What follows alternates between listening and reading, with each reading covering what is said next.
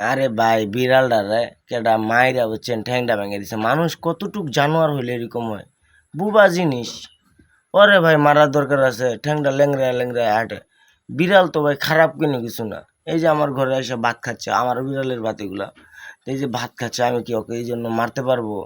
হায়াত মত রিজিক আমার আল্লাহর হাতে। আমার আল্লাহ পাঠাইছে পৃথিবীতে, ওদের রিজিক হয়তো বা আমার ঘরের দিকেই তুই আসছে।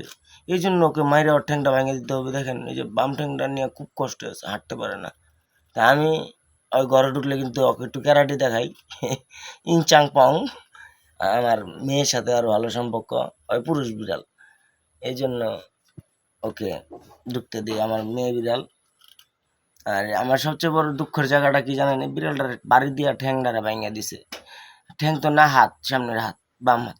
তো মানুষ কতটুক জানোয়ার হলে মনে হয়? আপনাদের কাছে আমার রইল আবেদন, আপনারা কমেন্টে আমাকে অবশ্যই জানাবেন যে এই কাজটা কি এরা ঠিক করছে নাকি। আয় ভাইয়া, ইধার সে সাতা বারাক দিয়া tlangka bro, ইরা তেঙ্গা। তার বাসায় তার লগে কথা কইতেছি, তাকাইছে দেখছেন? ইঙ্গা রে বুদে, ইঙ্গা ব সিয়াটাঙ্গা বুড়ু। তার খুব খিদা লাগছে বুঝছেন, এই কারণে ভাত খাইতেছে, এই জন্য কথা বলবে না।